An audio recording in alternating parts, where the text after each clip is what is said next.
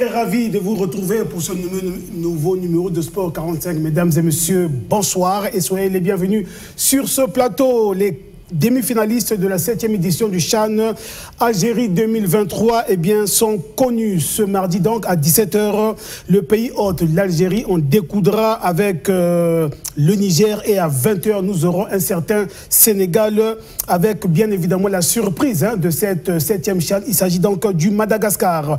Dans cette émission, mesdames et messieurs, nous allons revenir sur les quarts de finale pour voir comment est-ce que justement ces pays ont obtenu leur ticket pour les demi-finales. Au handball, le président de la Ligue départementale de handball de Brazzaville a réuni les secrétaires généraux des clubs, les arbitres et les officiels de table pour une séance de travail. En tout cas, de quoi a-t-il été question entre Avicenne Nzikou et tout ce monde dont je viens vous citer en tout cas les détails dans cette émission. Nous avons comme invité ce soir Christian Tato. Christian, bonsoir. Bonsoir Donald. Bello Kisikila, Bello, bonsoir. Bonsoir. Et Prince Kakou. Prince, bonsoir. Bonsoir Donald. Comment tu as vécu les quarts de finale, surtout du match Madagascar-Mozambique? Oui, je suis très content de l'équipe de Madagascar parce que c'est une équipe qui monte en puissance depuis au moins quelques années, que ce soit au niveau de l'équipe senior ou l'équipe après. On sent qu'il y a le travail qui se fait au niveau du Madagascar parce qu'il y a une bonne formation au niveau des jeunes là-bas. Parce que quand tu suis même le championnat Madagascar actuellement, tu sens que le niveau n'est plus le même, tout ça. Voilà. Surtout dans le secteur de la formation aussi des entraîneurs. Ils ont beaucoup d'entraîneurs qui ont été formés à l'extérieur. Cela, ça a apporté du fruit au niveau de l'encadrement des jeunes. Je ne suis pas surpris de la performance. Voilà, en tout cas, nous allons y revenir en long et en large dans quelques instants. Mais, mesdames et messieurs, dans la vitrine de cette émission, je vous ai parlé des retrouvailles entre le président de la Ligue départementale de handball de Brazzaville et avec, bien évidemment, les secrétaires généraux, les arbitres et les officiels de table. Au cœur des échanges, les nouvelles directives que le président Avicenne Nzikou a bien voulu mettre à la disposition des secrétaires généraux des clubs de la ville capitale. Les arbitres et délégués de table n'ont pas été laissés pour compte par Avicenne Nzikou, qui a bien voulu les associer à ces retrouvailles. Je ne vous en dis pas plus, suivez plutôt la réaction du président de la Ligue départementale de handball de Brazzaville. Primo, il y avait des informations à leur donner, notamment sur la création de nouvelles équipes. On a reçu 5 nouvelles équipes au niveau de notre département. Il fallait bien qu'on annonce au monde. Et le championnat de tournoi de mise en jambe d'abord, qui avait été prévu initialement pour le 22, a été repoussé pour le 5. Et naturellement, essayer de voir, parce que dans nos textes, et donner quelques orientations sur la bonne marche telle que nous souhaitons pour le championnat de Brazzaville, parce que, comme nous l'avons déjà dit, nous avons l'intention d'avoir un championnat digne et vrai. Mais il a été constaté que sur les questions administratives, il y a beaucoup de vides juridiques. Et donc pour éviter qu'au cours de l'action du championnat, qu'on tombe sur des soucis, il était vraiment important qu'on s'asseye avec les secrétaires généraux, parce que ce sont eux qui sont les acteurs ou les représentants administratifs des clubs. De telle sorte que là où nous allons découvrir des failles, qu'on se mette tout de suite aux côtés de la fédération pour rapidement trouver des solutions à ce genre de soucis. Mais en s'engageant, en faisant acte de candidature, on se préparait bien pour qu'il soit quelque chose. On faisait bien, on savait que ça allait arriver. Bon, nous sommes conscients d'abord que Brazzaville est le seul championnat du Congo qui a cette taille-là, et donc la responsabilité elle est lourde. Et en un mot, avec l'appui de tout le monde, nous sommes prêts pour assurer, aller jusqu'au bout comme on dit. Mesdames et messieurs, comme innovation pour cette nouvelle saison sportive, la mise sur pied d'un cabinet conseil au sein justement de la Ligue départementale de handball de Brazzaville. Avicenne Nzikou l'a dit au cours justement de ces échanges. Écoutez-le. Ce cabinet conseil qui déjà nous avons pris comme conseil spécial M. Jean-Pierre Longuet, qui n'est plus à présenter, c'est un expert. Chacun de nous a une formation mais pas dans le même sens. Lui il est expert en administration. C'est pour éviter qu'il y ait des nœuds, parce qu'effectivement, nous avons fait des congrès ici, mais on a comme été un peu trop pressés. Et du coup, ça nous a amené dans des situations où il y a trop de vides juridiques. Et donc, lui, il vient pour aider. Il n'est pas seul, il est avec M. Nguiamou, il vient pour aider, pour que le tout aille dans le bon train, comme on souhaite. Jean-Pierre Longuet, comme vous l'avez écouté de la bouche, bien évidemment, du président de la Ligue départementale de handball de Brazzaville. En tout cas, c'est lui, le nouveau patron du cabinet conseil qui a été mis sur pied au sein de la Ligue départementale handball de Brazzaville. Au cours de ces échanges, mesdames et messieurs, Jean-Pierre Longuet a eu à recadrer certaines dérives, hein, mais je ne vais pas le paraphraser. Je préfère que vous puissiez vous-même écouter Jean-Pierre Longuet. Jouer l'arbitrage de certains articles et la latitude, le temps nécessaire pour comprendre ce qui est dit dans les textes. En rebondissant sur l'aspect du problème que le secrétaire général, il est secrétaire général, il est arbitre international, vient de poser, c'est un problème très fondamental. Regardez les statuts et je vous invite à aller lire les statuts de la Fédération congolaise de handball. Depuis la création de cette fédération jusqu'à maintenant, les prédispositions qui sont dans ces statuts placent nos ligues comme structures intermédiaires. Donc ce sont les organes subsidiaires de la fédération. Mais pas comme ligue en tant que telle, comme organe technique et administratif d'un département qui a la mission donc, de développer le handball dans le département. En quelque sorte, si on pouvait mettre ça sur un tableau, vous avez la fédération, donc le bureau, qui a sa fédération, il a son conseil fédéral. En bas, il a ses commissions spécialisées et il a des structures, des organes subsidiaires qui sont les ligues. Vous comprenez? Subsidiaires. Donc, en administration, on appelle ça des organes décentralisés. Donc, dans la tête, c'est la fédération. Et en ce moment-là, donc, les ligues sont musées.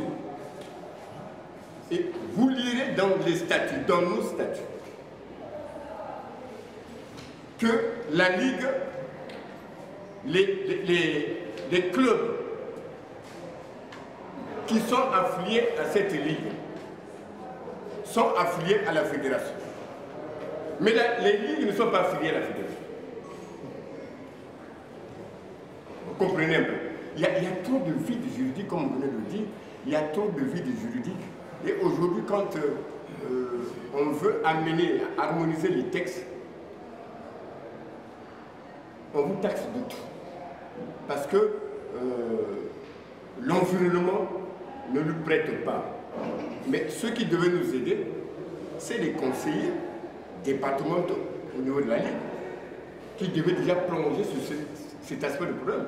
C'est également les conseillers fédéraux quand ils se retrouvent parce que dans les statuts de la Fédération congolaise de handball, il n'y a aucun article qui donne la latitude à ces organes subsidiaires de s'affilier à la fédération. Mais s'affilier à la fédération et avoir les statuts. Comment vous pouvez comprendre que les clubs de Brazzaville qui sont affiliés à la fédération, on leur exige d'avoir des statuts et règlements. La Ligue qui centralise l'organisation de ces clubs n'a pas de statut, n'a pas de règlement intérieur. Mais il est coté au niveau de la fédération. En ce moment-là, vous savez, c'est bien posé, mais moi je pense que la réflexion là, pour ceux qui sont conseillers départementaux de la Ligue de handball, il est grand temps, nous sommes prêts à vous aider dans ce sens-là. Jean-Pierre Longuet, expert en administration sportive, c'est lui qui va désormais présider, mesdames et messieurs, à la tête du conseil, du cabinet conseil que venait donc de mettre en place la Ligue départementale de handball de Brazzaville. Au terme de ces retrouvailles, mesdames et messieurs, nous avons également tendu notre micro au président de la commission des arbitres de la Ligue départementale de handball de Brazzaville. Lui, c'est Nibel Cyprien Loufoua, qui apprécie l'initiative qu'a prise le président de la Ligue départementale de handball de Brazzaville pour justement les associer à ces retrouvailles. Suivez. Bon, d'emblée, je vais commencer tout d'abord à remercier la Ligue et le président pour l'initiative prise. Parce que, comme il est de coutume, avant chaque activité de la Ligue, il faudrait qu'il y ait toujours, moi j'appelle ça un symposium. Parce que là-dedans, on se retrouve, nous les arbitres, nous les officiels de table et les équipes. Voilà, donc cet échange, moi je crois bien que c'est un échange qui est le bienvenu. Dans tout cela, moi je crois bien que si et seulement si tout le temps cela pouvait se répéter, surtout au niveau des échanges, parce que c'est ça surtout. Là, on a fait un échange comme ça, mais après, logiquement, il devait y avoir aussi un échange entre uniquement nous, les techniciens de surface, et ces équipes pour éviter les contradictions sur certains points, concernant notamment les règles de jeu. Surtout qu'il y a des modifications au fil des temps qui se passent actuellement. Est-ce qu'à votre niveau, vous êtes prêts justement pour les échanges futurs, notamment la mise en jambe qui commence déjà le 5 février et les championnats de la ville? Oui, c'est bien dit, mise en jambe. Il n'y a pas que les athlètes, nous également aussi.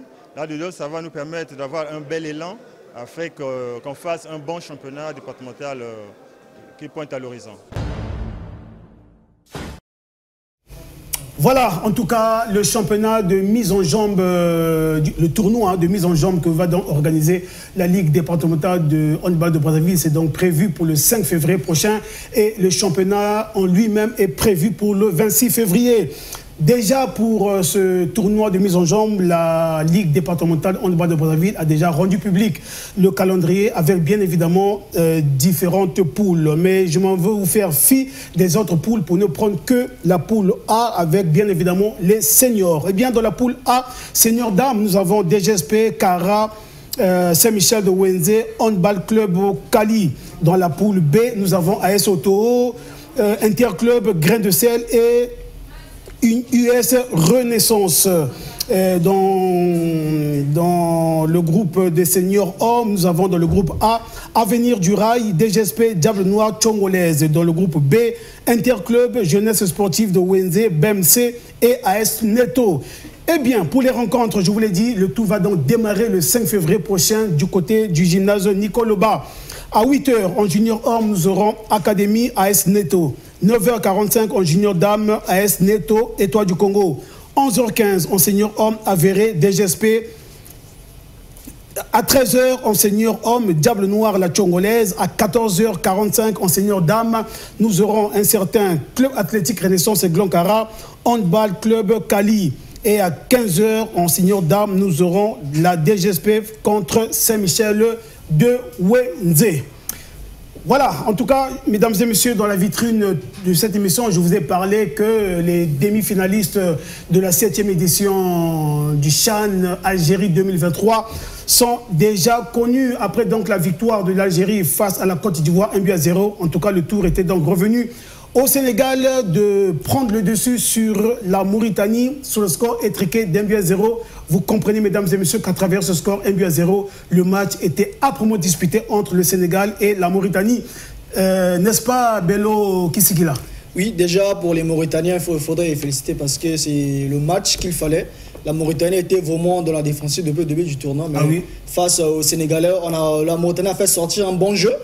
Malheureusement, ils ont été punis par le manque de réalisme. Et l'erreur qu'a dû commettre le défenseur mauritanien sur l'attaquant sénégalais qui leur a coûté cash. Mais on voit la physionomie sur l'ensemble des 90 minutes. La Mauritanie méritait mieux.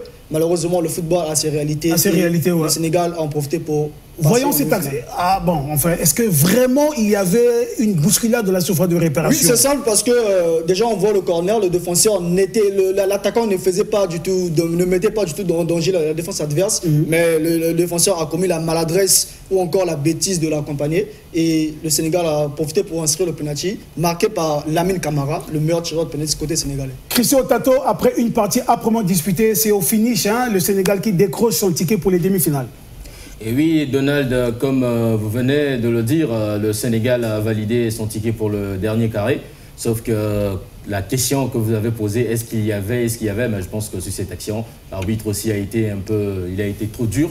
Il a vraiment été trop dur avec l'équipe parce que si l'on voit bien sur ce corner, vraiment il y a eu ceinturage, mais la trajectoire du ballon avait été déjà coupée. Donc malgré le ceinturage, même quelle que soit vraiment la pointe de vitesse, s'il utilisait 3 fois la pointe de vitesse de Usain Bolt, il n'allait pas aller vers ce ballon, il n'allait pas pouvoir téter ce ballon. La décision de l'arbitre a été un peu trop dure, parce que même hier, une telle action Bundesliga s'est répétée. L'arbitre a même demandé aux joueurs juste de se relever. De se relever, simplement. Il a demandé aux joueurs de se relever parce que la trajectoire du ballon était déjà coupée et le centre était mal ajusté. Mais comme c'est une œuvre humaine, donc rien n'est toujours parfait. Prince Kakou, on paraît circonstance, ce sont quand même les quarts de finale d'une grande compétition. Lorsque vous faites montre d'un irréalisme au niveau de l'offensif, alors ça paye cash. Oui, ça paye cash. Ça n'a rien à faire. Surtout avec une équipe comme le Sénégal, bon, c'est des joueurs qui sont un peu outillés par rapport aux joueurs mauritaniens. Et le manque de réalisme au niveau de la Mauritanie a carrément payé. Quand on voit l'équipe du Sénégal, c'est une équipe qui est en train de bien jouer depuis le début de la compétition jusqu'à présent. Je pense que les Mauritaniens devaient être prévenus bien avant pour vraiment armer vraiment affûter leurs armes pour bien affronter cette équipe du Sénégal. Parce que quand j'essaie de voir le Sénégal là, c'est une équipe qui a l'habitude ils ont vraiment la culture tactique. Ouais. Quand tu vois ces jeunes-là, c'est des jeunes qui sont ici pour la plupart des centres de formation. Donc c'est des gens qui connaissent où se placer, comment aborder un match, comment finir un match. C'est une culture qu'il n'y a pas des Mauritaniens. Donc, c'est des jeunes qui sont mieux armés pour aborder ce genre de compétition. Je ne suis pas surpris que le Sénégal arrive vraiment à ce niveau de la compétition. Est-ce qu'on peut penser que le Sénégal, quelque part, a eu la vie sauve grâce à la dextérité de son gardien? Oui, on peut dire ça aussi. Pourquoi? Mais je ne serais pas d'accord avec Prince pour dire que le Sénégal a bien produit. Je pense que c'est faux. Nous tous, on a suivi le match, on voit la possession du balle en première, en deuxième partie était vraiment largement en faveur des Mauritaniens. La Mauritanie a pêché, je l'ai bien dit, par manque de réalisme des attaquants, parce qu'ils ont des occasions phares à tuer le match, ils n'ont pas concrétisé. Et le Sénégal a obtenu le pénalty donné, comme veut le dire M. Christian, par l'arbitre. Un pénalty donné par l'arbitre, pas mérité, donné par l'arbitre, et le Sénégal a profité pour conclure. Si vous voyez l'équipe mauritanienne, les 2 dernières éditions, la Mauritanie a joué en un marquant 0-0 but et aucune victoire. Et cette fois-ci, depuis l'arrivée de Amir Abdou, qui a fait un bon travail à côté du Comore déjà, en les ramenant à la première Coupe d'Afrique, en les qualifiant déjà. Et là aussi, il fait la même chose avec la Mauritanie. Je pense que l'équipe mauritanienne, c'est une équipe qu'on doit suivre de près. Il faut aussi le rappeler. La Mauritanie est en tête devant la RDC, le Soudan et le Gabon dans le groupe des émetteurs de la Coupe d'Afrique Côte d'Ivoire 2025. Je pense que c'est une équipe qu'on doit suivre de près avec Amir Abdou. C'est le fruit d'un travail. Un fruit d'un travail parce que la fédération travaille, signe des contrats avec des entraîneurs à long terme et non à moyen. Donc je pense que le travail de la Mauritanie aujourd'hui se base. Ils n'ont pas des joueurs. Un championnat de renom, c'est pas un grand championnat, ils ont quelques clubs qu'on peut citer, Nouadhibou, Nouakchott King, Douane, mais lorsque vous voyez le contenu pour le football que produit la Mauritanie, c'est vraiment un bon football, c'est le plaisir. Raison pour laquelle que je dis, cette équipe, c'est une bonne équipe, il a bien joué, mais le manque d'expérience a fait de telle sorte qu'ils puissent pêcher. Or que le Sénégal a une culture de compétition, c'est des jeunes qui sont habitués à des compétitions de jeunes, ils ont une culture tactique, comment aborder des grandes compétitions. Je vous ai dit, la nuance c'était un peu de ce côté, ce que je dis. La Mauritanie n'a pas démérité, certes, dans le jeu il a donné, mais maintenant, pour affronter une compétition, il faut avoir un peu cette gestion-là des matchs, sous des grands matchs. C'est ce que... C'est ça, c'est pour ça que j'ai dit, c'est ce que les jeunes Sénégalais ont fait pour gagner ce match. Passer nul tête, s'ils n'avaient pas cette culture, comment aborder ces compétitions, je pense que le Sénégal on devait les battre facilement. Le Sénégal a 5 buts. Le Sénégal a 5 buts. Voilà, là nous revenons sur l'action du pénalty. Oui, voilà. Le pénalty inscrit par Lamine Camara. Il a mis au fond. Le Sénégal a 5 buts inscrits pendant la compétition, 4 buts inscrits sur pénalty. Donc je pense que c'est une équipe qui gagne par des scores étriqués en mutation. Mais c'est souvent comme ça, même l'Italie, on voit l'Italie sur les grandes compétitions. C'est souvent comme ça. C'est ce qui fait la force des grandes équipes. C'est pas le jeu forcément. Le manque de réalisme. C'est le jeu, ça veut rien dire. C'est la gestion du match. S'il y a une épreuve la plus détestée, même par les grands joueurs au monde, ce sont ces coups de pied de réparation. Ah oui, c'est ça. Parce que ça ne te connaît pas au nom, tu as 5 souliers d'or, tu as 1000 souliers d'or, tu as marqué 100 buts la saison. Ce jour-là, si c'est un jour sans pour toi, eh bien tu... Même, je sais pas, Donald, si tu as suivi ce match au niveau de la Super Coupe japonais, on a eu à assister à la pire séance de tir au but. Les 2 premiers marques, il y a eu au moins 6 joueurs qui ont raté successivement. Successivement. Donc, c'est pas gagné juste par des pénaltys. Oui, ça parle un tout petit peu de la faiblesse, de l'attaque sénégalaise à être vraiment réaliste. mais quand même la précision les sauve au niveau de cet exercice de c'est la gestion de des grands matchs, c'est tout ça. Voilà, mesdames et messieurs, l'une des surprises de cette 7e édition du CHAN, eh bien, c'est la surprenante équipe du Madagascar qui a décroché son ticket après sa victoire, sa brillante victoire, sa belle victoire sur la Mozambique sur le score de 3-1, Bello. Il fallait le faire. Il fallait le faire. Moi, je parle plus de surprise, je parle plutôt du mérite parce que déjà, en sortant dans une groupe composé du Ghana, le Soudan et le Maroc qui s'est retiré à la dernière minute. À la dernière minute, je pense que le Madagascar nous a montré de quoi il était capable. Et d'ailleurs, c'est la meilleure attaque du championnat du CHAN, avec 8 buts inscrits. Et dans cette équipe, il y a un joueur qui est en train de faire parler de lui déjà, c'est Koloana Radjoana. Le joueur a eu même à signer déjà un contrat avec le Mouloudia. Le Mouloudia lui a récupéré déjà. Le Mouloudia d'Alger l'a récupéré. Le joueur a signé pour 3 ans. Plus option d'achat les années à venir. Je pense qu'avec ce que le joueur est en train de nous montrer déjà dans cette compétition, c'est à féliciter. Et le travail qu'a battu l'entraîneur Ronaldo, déjà, je pense que c'est même le Mourinho Madgas, si on peut l'appeler ainsi. Parce qu'il a eu à faire pratiquement un mois d'ensemble avec l'équipe. Mais le football que produit le Madagascar, c'est impeccable. Zéro complexe. Un beau football, on joue vers l'avant. Il n'y a pas de justice de jeu, on va défendre, on va se prendre les gens. Non, il est venu en outsider. Aujourd'hui, l'outsider en demi-finale. Je pense que c'est la meilleure performance des Malgaches. Même si ils seront éliminés, je pense que c'est déjà bon pour eux. Et on doit compter sur cette équipe pour les années à venir. Christian Tato. Oui. Le grand Malgache. L'effort avant le réconfort. Et c'est ce que le Madagascar est en train de nous prouver. Première participation de cette équipe au CHAN. Il faut le souligner. Première participation et elle atteint le dernier carré. Elle intègre vraiment le dernier carré. Ce qui veut dire que quelque part, le malheur des uns fait le bonheur des autres. Parce que si le Maroc était déjà étant double tenant du titre, s'il était participant, ça devait être une lutte. Ça devait être vraiment une lutte pour ce deuxième ticket dans ce groupe. Donc, quelque part, la non-participation du Maroc à cette 7e édition du CHAN a permis à cette formation malgache de démontrer vraiment le travail qui est abattu au niveau du Madagascar depuis fort longtemps, parce que même au niveau de la Coupe d'Afrique des Nations, cette formation aussi fait parler d'elle. Ah oui, le Madagascar fait vraiment parler de lui. Effectivement. En tout cas. Une équipe difficile à manœuvrer, difficile à battre. Et on est en train de voir la même esprit chez l'équipe A'.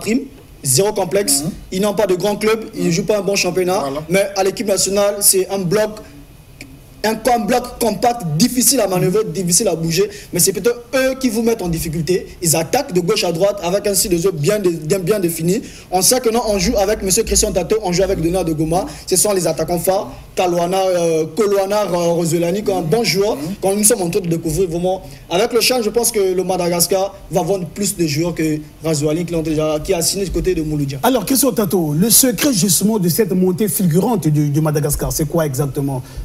Je pense qu'on devrait vraiment se rapprocher du directeur technique national du Madagascar pour qu'il puisse vraiment nous définir.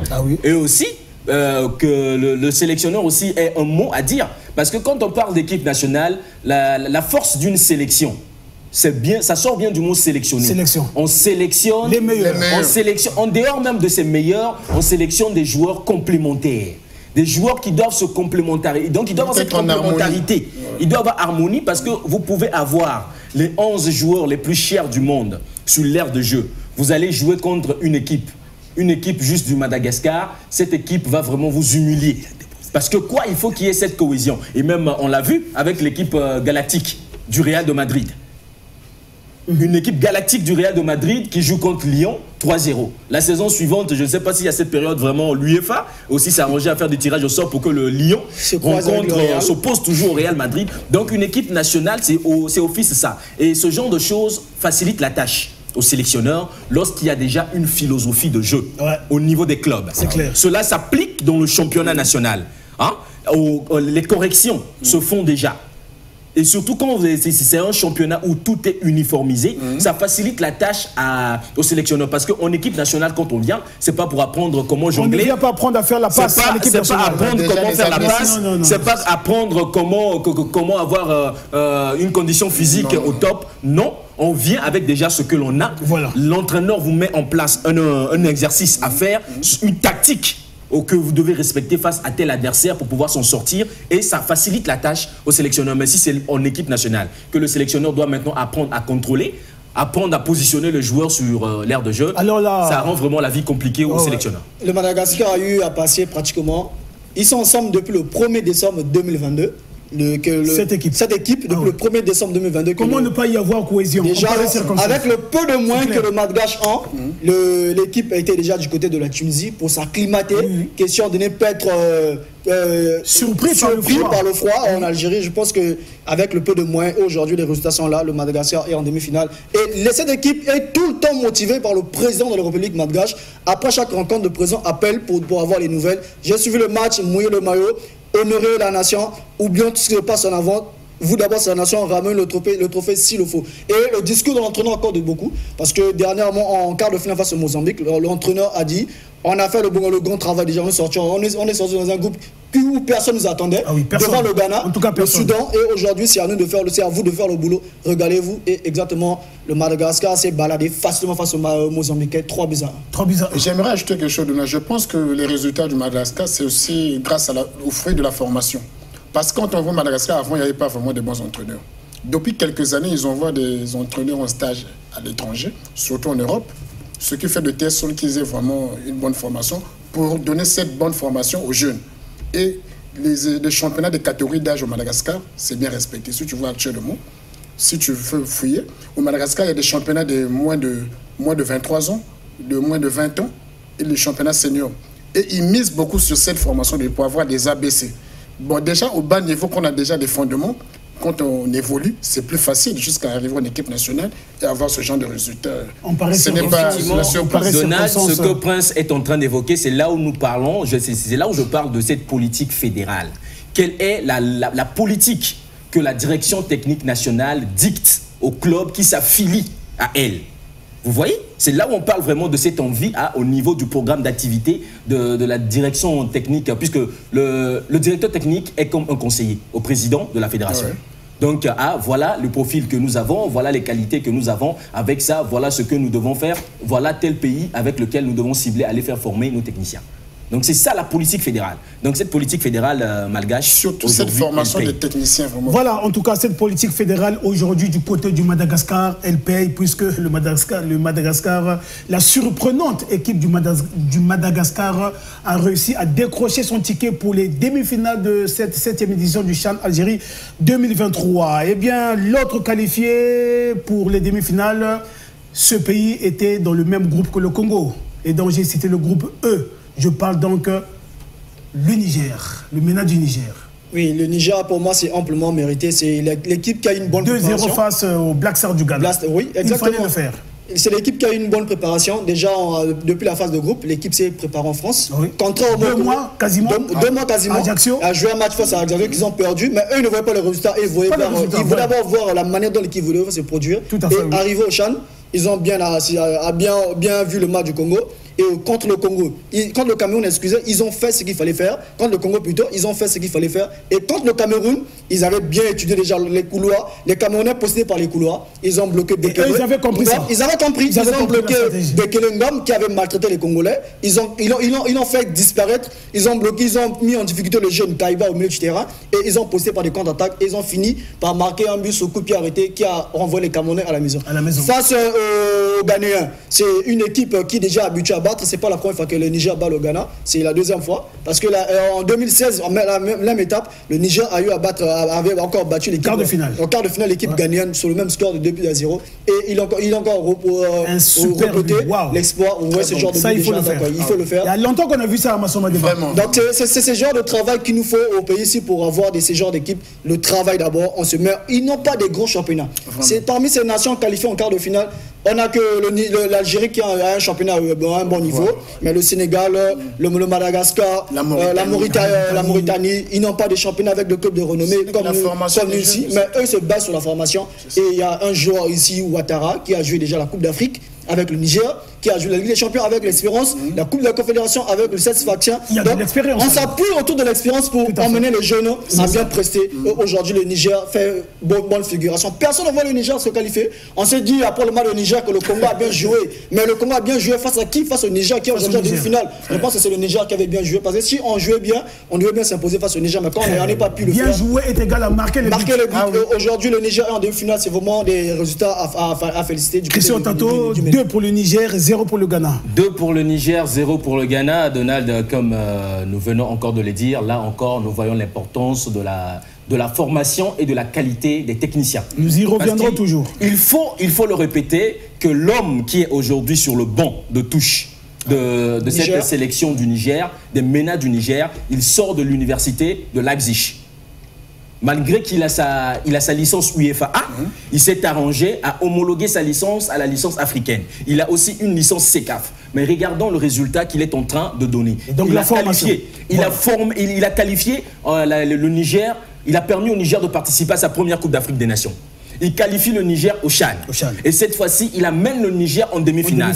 On voit déjà le travail aussi, la volonté aussi de l'entraîneur à vouloir réussir, je dois faire du bon travail. Et même au niveau du championnat, quand on regarde aussi tout ça, c'est ce dont nous avons besoin ici chez nous. Cette détermination, c'est soi-même savoir, je vais faire ceci, je dois vraiment me perfectionner, avoir de bons résultats et à la suite, mes efforts vont donner ce qui est à droit.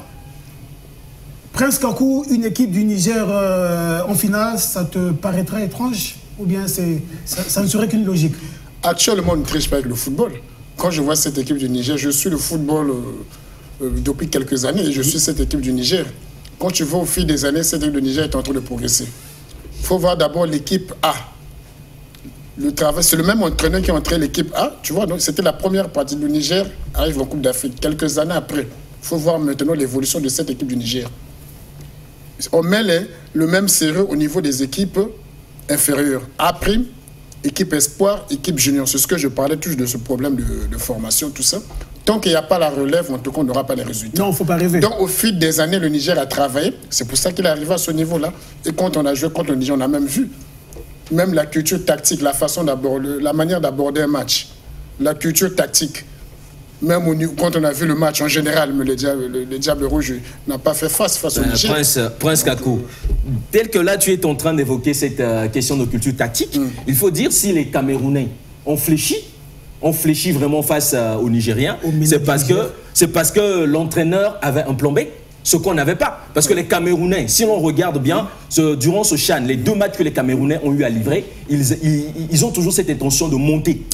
De monter haut, de presser haut l'adversaire pour récupérer les ballons. Mais le Niger, comme il jouait maintenant, ce qui a manqué aux Congolais, les longues balles. Les balles au-dessus du mur défensif. Les Camerounais avaient maintenant de la peur.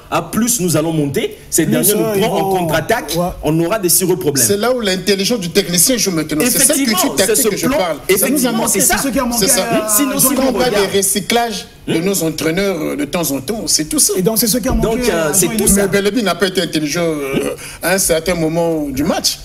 Non, mais moi je pense que ça n'a pas manqué à Lingoya, sauf qu'il a croisé les plus intelligents que lui, tactiquement. Parce que déjà, mais c'est une bataille. Le sélectionneur nigérien, c'est un ami à Lingoya. Ils ont fait des formations ensemble, si on peut le dire. Donc il connaît l'homme. Donc il s'est bien préparé. Si vous voyez le système de jeu posé par les Nigériens face aux Congolais, on s'est partagé les mi-temps. Une première mi-temps où les Congolais étaient un peu époustouflants. On a essayé de tout faire pour marquer la moindre occasion. Malheureusement, on n'a pas eu. Et contre les Camerounais ont simplement dominé. Pourquoi? Psychologiquement, ils étaient plus forts que nous, que les Congolais. Même quand ça ne marchait pas chez les Camerounais, ils continuaient à attaquer parce que ça fait le point fort des Congolais, c'était plutôt les couloirs. Je ne sais pas si le sélectionneur camerounais avait suivi la conférence du sélectionneur Elingoya en disant que non, dans mon ossature, dans mon équipe, j'ai aucun joueur qui peut tenir 90 minutes dans une compétition. Certainement. Je pense que si le sélectionneur camerounais avait suivi cette conférence, je pense que c'est à travers cette conférence que l'entraîneur avait l'idée de mettre un latéral comme ailier parce qu'il partait plus vite que Ernest Malonga, il partait plus vite que Bissila, il partait plus vite que Berlon Mema, et c'est le même joueur qui a maltraité la défense congolaise. Parlons justement. Oui, dans un match, il faut toujours avoir un plan B, et c'est ce qui fait la qualité. C'est ce qui fait la qualité d'un technicien. Parce que même José Mourinho nous l'a montré, il avait fait de Samuel Eto'o un faux latéral. Hein, pendant que les Barcelonais s'attendaient à marquer Samuel Eto'o en pointe d'attaque, Eto'o jouait plus bas. Donc c'est tout ça, il ne faut pas qu'avoir un seul plan. Hein, l'adversaire m'attaque par là, je vais le détourner son système de l'autre côté. Ça, c'est toujours important si on veut gagner un match. On n'a pas toujours la même lecture du match au début jusqu'à la fin. Le champ se joue toujours, mesdames et messieurs, nous y reviendrons. Le champ se joue toujours déjà demain. Place aux demi-finales à 17h, le pays hôte. On découdra avec le Niger. Bello. Algérie-Niger. Oui, Algérie, moi je pose déjà pour l'Algérie. Pourquoi? Parce que l'Algérie a une dette morale envers son public. Il a perdu au Coupe d'Afrique éliminé au premier tour. Il était écarté lors du match de barrage face au Camerounais. Aujourd'hui, cette fois-ci, l'Algérie joue les matchs à guichet fermé. C'est une première pour le CHAN. Lors de cette édition, il faut le souligner. Parce que l'Algérie avait déjà échoué lors de la deuxième édition du CHAN au Soudan. L'Algérie avait terminé 4e. Cette fois-ci, l'Algérie a la chance, 33 ans après, il faut le souligner aussi, 33 ans après, il a la chance d'organiser une compétition continentale chez elle. Donc ça passe ou ça casse pour des agents demain. Ils ont tout fait contre les Ivoiriens. Ils ont souffert, mais ils ont fini par l'emporter. Je pense que demain, ça sera le remake de match des quarts de finale face aux Ivoiriens. L'Algérie est vraiment favori pour cette rencontre de demain face au Niger. Christian.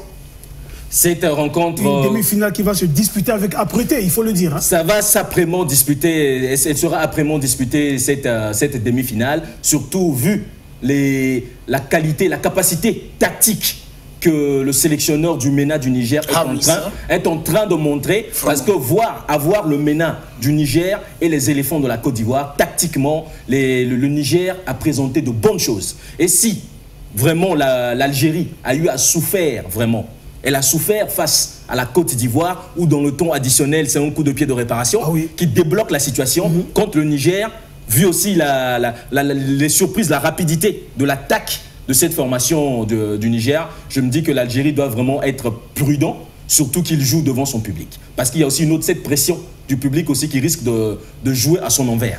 Jusqu'à là, l'Algérie n'a pas encore de match de référence. Je pense que demain, ils vont essayer de faire. Parce que Bagdad Bounedjal, peut-être certains ne connaissent pas, c'est un ancien capitaine des Fenech. Il a joué au moins 3 quarts des Coupes du Monde. Donc il connaît bien l'ossature. Il n'est pas peut-être le plus doué que par rapport à Belmadi. Il n'a pas un jeu flamboyant déjà, mais il se donne. Il sait comment faire un bon discours à l'égard de ses joueurs pour les booster le moral, pour aller plus loin et donner le plus d'efforts. Parce que jusqu'à présent, l'Algérie gagne sur les mêmes scores.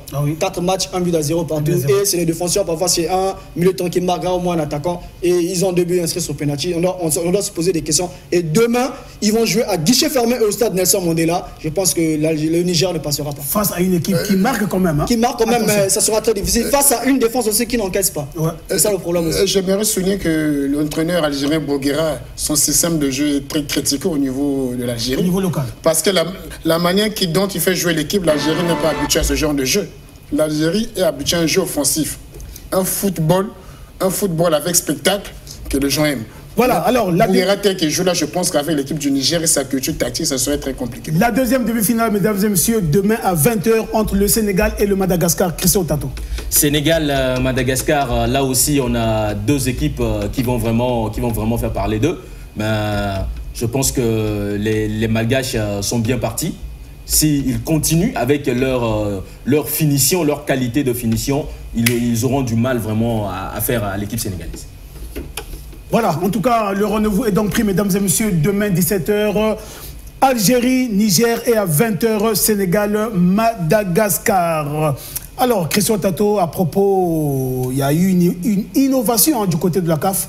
Est-ce qu'on peut en savoir davantage? Bien sûr, l'innovation, c'est l'augmentation des prix. Le président de la CAF, le docteur Patrice Motsepe, avait promis valoriser les compétitions africaines. Cette fois-ci, il a fait, c'est le vendredi que la Confédération africaine de football l'a annoncé, que dorénavant, c'est la cagnotte revenant à l'équipe championne, à l'équipe vainqueur du CHAN, est maintenant de 2 millions de dollars. 2 millions de dollars. 2 millions de dollars. Le finaliste aura droit à 800 000 dollars. Les 2 demi-finalistes, donc le 3e et le 4e, auront droit à 500 000 dollars. 400 000 dollars pour les quarts de finalistes, 300 000 dollars pour les deux nations qui ont terminé deuxième dans les groupes de 3 et les 3 autres nations qui ont terminé troisième dans les groupes de 4. Et là, les derniers de chaque groupe recevront... Et de 3 et de 4.